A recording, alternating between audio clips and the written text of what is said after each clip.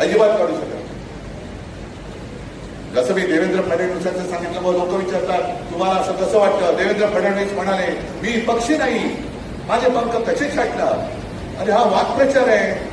तुम्हाला मराठी येत नसेल तर विधानसभा अध्यक्षांकडनं मराठी शिका. ते तुम्हाला दर्दमय काय दर्दमय काहीतरी मराठी त्याला उच्चार येत नाही आणि अध्यक्ष बसले आणि ते आमच्या पक्षाचा निर्णय देणार.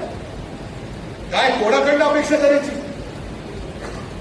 महाराष्ट्राच्या विधानसभेचा अध्यक्ष ज्याला मराठी नीट वाचता येत नाही, तो महाराष्ट्राचा कारभार करतोय, तो शिवसेनेच्या बाबतीत भवितव्याचा निर्णय देतोय आणि आम्ही गपगुमान त्या खुर्चीचा आदेश म्हणून मानतोय.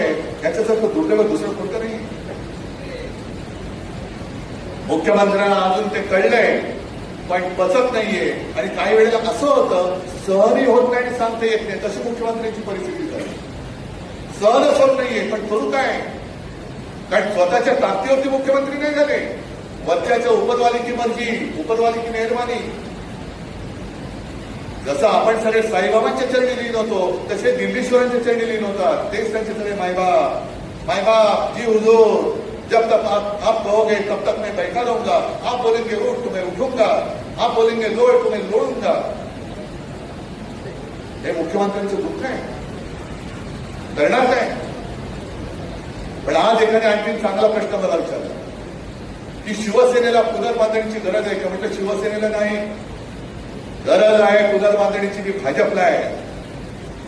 कारण आम्ही 25-30 वर्ष त्या भारतीय जनता पक्षाबरोबर होतो की ज्याला हिंदुत्व हे राष्ट्रीयत्व म्हणून मान्य होतं. ज्याला जसा इकडे माझा मुस्लिम मावळा तो बघा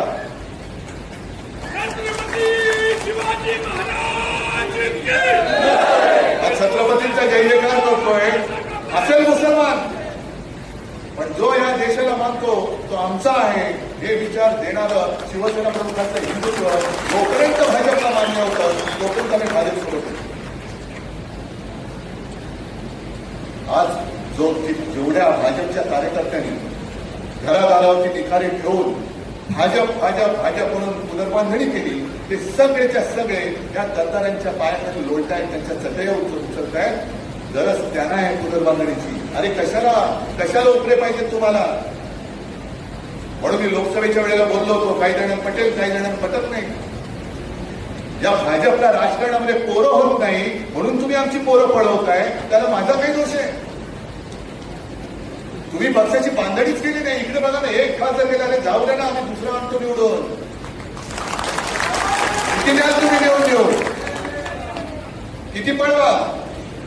कारण आमच्या पक्षाची बांधणी ही पैशावरती झालेली नाहीये, उपऱ्या लोकांवरती झालेली नाहीये. आमच्या पक्षाची बांधणी ही हिंदू हृदय सम्राट शिवसेना प्रमुखांनी स्वाभिमान आणि जो एक मराठी अस्मितेचा धागा दिलाय त्याच्या बांधणीतून झालेली बांधणी आहे.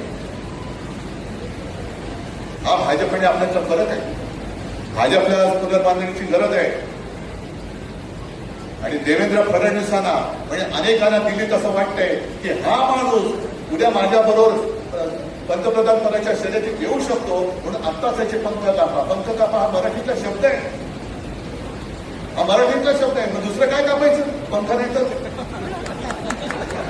म्हणजे मला देवेंद्रला विचारायचं तुम्ही पक्षी नाही मला पंखच नाही. बरं पंख नाही कापत मग दुसरं काय कापू. ते संधी वापरतो तसं शब्द.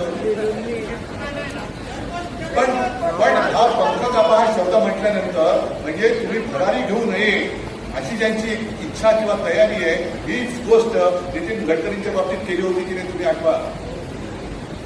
कारण नितीन गडकरी आणि देवेंद्र फडणवीस यांना संघाचा पाठिंबा आहे. नितीन गडकरी पक्षाध्यक्ष झाले होते, भाजपाध्यक्ष झाले होते. देवेंद्र फडणवीस मुख्यमंत्री झाले, संघाचा पाठिंबा आहे.